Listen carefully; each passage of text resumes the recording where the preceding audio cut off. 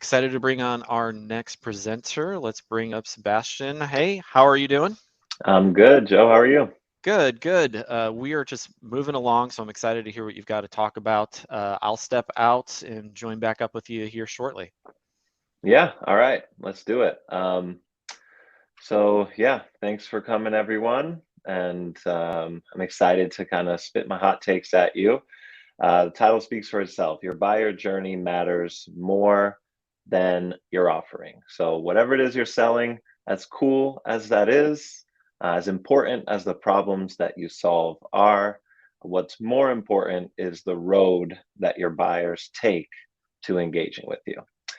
So intro on me, I'm a president of Central Metric and a RevOps consultant. Central Metric is a RevOps consulting agency. Fun fact, I am a working DJ. I host events in New York and Austin. Let me know if you want to come to one of my parties. Anyway, back to business. So the origin of this kind of thought process of mine is, I've been lucky enough and blessed and privileged enough to be a B2B revenue consultant for the last 5, 6 years. Over that time, on a weekly basis, because in all of my roles, I am revenue producing. I am speaking to dozens, sometimes hundreds, depending on how much time you want to stretch the range out for, of software founders, executives, revenue leaders, people that are trying to sell, create demand, generate demand. For the last 5, 6 years, I've been consulting them. And things that I've seen over and over and over again are very complicated and fragmented sales processes. So, these are the folks that have 20 deal stages, 35 lead statuses, and they don't know how to report on any of it. Second is almost no focus on delivering value beyond your solution. So we got a lot of SDRs out there saying, meet with me so I could tell you about what we offer. But it's not focusing on enriching the experience of the buyer at every stage of their purchase, not just the last one. The third is, I call this founder arrogance. I think when you have this kind of ideal of solving a problem and creating a business that will help people, you kind of bake in a little bit of arrogance and an assumption that people will use it if you just put it in front of them. And I cannot tell you how many founders I've met with that told me some version of words that, oh, I'll just put out the product, I'll put out the service, and people will show up. If you build it, they will come. Newsflash, they will not. And then the fourth is adding software to fix these problems. Oh, we've got too many lead statuses, we'll just throw them all into HubSpot. The leads aren't engaged, we'll invest in a new CMS. And kind of adding software before you discover what the actual problem is and how to fix it. So, in short, what I want to communicate to you today, and what I think everyone should take home with them, is first, if we do not meet our buyers where they're at and deliver value beyond our solution, then we are essentially allowing our competitors to win. I'm going to borrow something that I learned from a much larger agency. Some of you may be familiar with Winning by Design. We were kind of chatting with them on and off a while back, and I asked Dominique about their founding story, and one of the things that she expressed to me was that she had an exit at a company that was very similar to another company that did the same product in the same industry at the same price point, but the valuations were completely different. And so she was curious about how they won. How did they win? They won by design. The design of their buyer journey, the way that they engaged with their buyers was superior to their competitors. And so they won. Moving on, the second thing that I need everyone here to think about or learn if it's new to you is that the buyer's journey is nonlinear. I can't remember well, I can't even I don't know the last time you solved a problem, but I would bet that you didn't go from problem researching solutions, solved immediately. You came in and out of that problem as other priorities came up, as other things took up your time, as the importance of this problem raised or lowered throughout time. And so you came in and out of the buyer journey. It was not a straight, easy, amazing line. And then third, until you have mapped out your ideal buyer journey, it is almost completely pointless to talk to CRM and sales engagement and marketing automation vendors, because they will sell you into a gigantic Frankenstack that does not engage your buyer, does not provide value, and leads to a very fragmented buyer journey. So get those requirements first before you jump into things.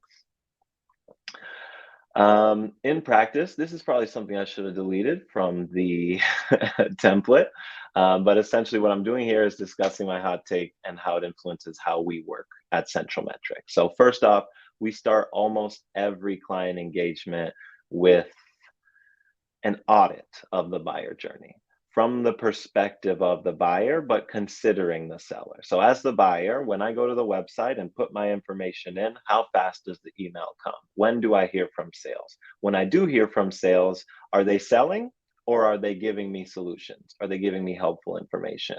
If I get an email that's an invite to a meeting, why would I ever take this meeting? Is there any value beyond it?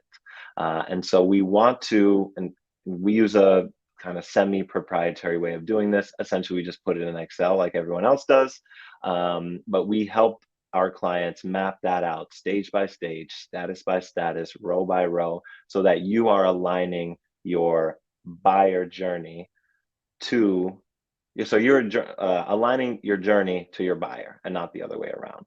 Second, we add value by improving the buyer journey through process automation and optimization. So once you know, at least have a good estimation of what those steps will be from a given buyer, you can start to raise your technology and process and people to meet them there, give them the information they need, and help them move along that journey. And then thirdly, as a policy across the board, we do not make tech recommendations unless the process for that technology has been mapped out in advance. I'm pretty sure that point sounds like a broken record by now. So the key takeaway that I think everyone should go home with from this little presentation is that if you don't pave the road that your buyers take to your solution, they will take another road. And that doesn't even necessarily mean that they'll go with a competitor. They might solve the problem themselves. If you're a service provider, they might hire someone full-time to do it, but they will not understand the value of your solution until you show them value repeatedly over time and help shepherd them towards a decision. And if you don't do that, then you're just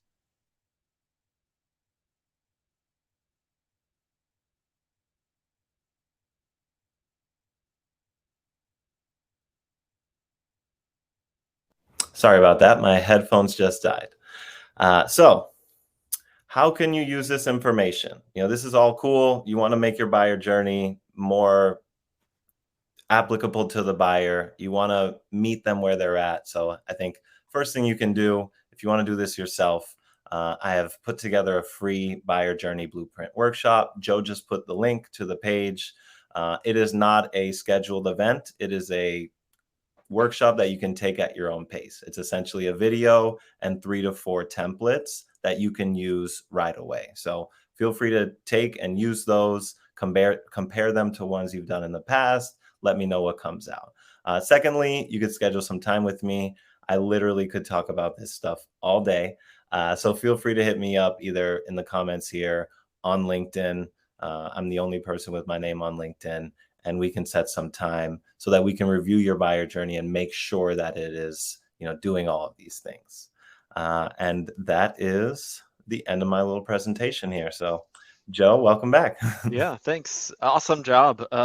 Look, this is so applicable to so many businesses because even in my own situation, you get so drowned in trying to automate things and move things from one stage to another, or thinking about all the little operational stuff that you're not really paying attention to what the customer is actually getting as the output of all that, Yeah. right?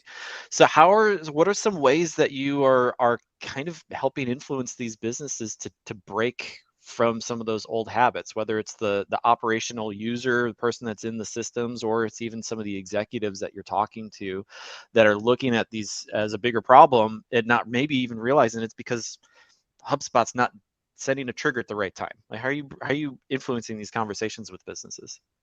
Yeah, I think one of my favorite tactics in this argument is like show it to me. You know, like literally, I have brought up on a founder call. Okay, hey, I'm a prospect. I just put my name on your site.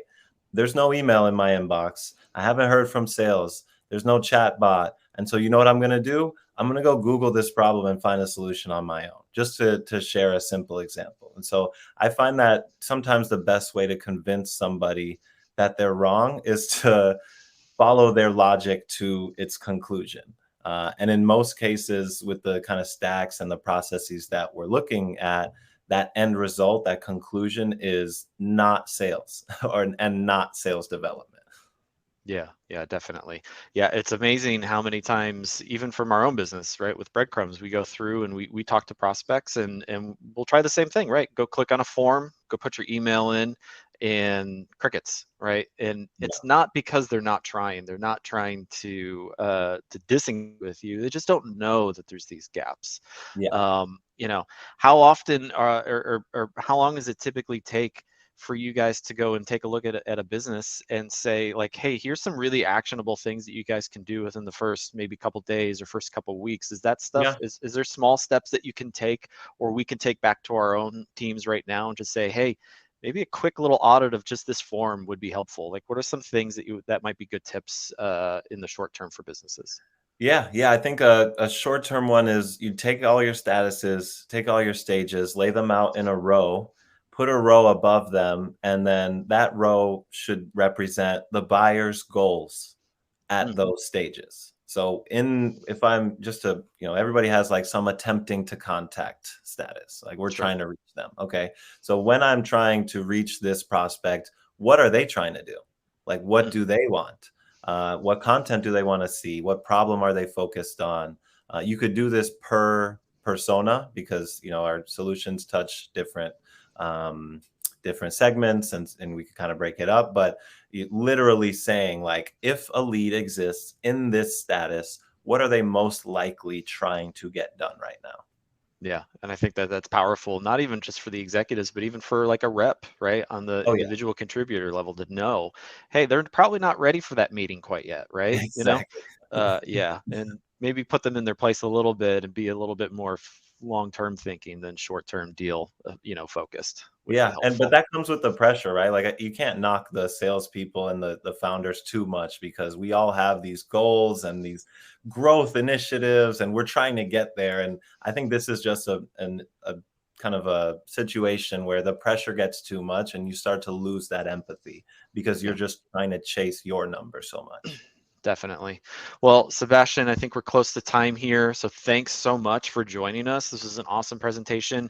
Yeah, I did post the offer in the chat. So for folks that want to take a look at that, copy that link over. And yeah, appreciate you joining us. Best of luck the rest of this summer, and we'll Yeah, hopefully chat soon.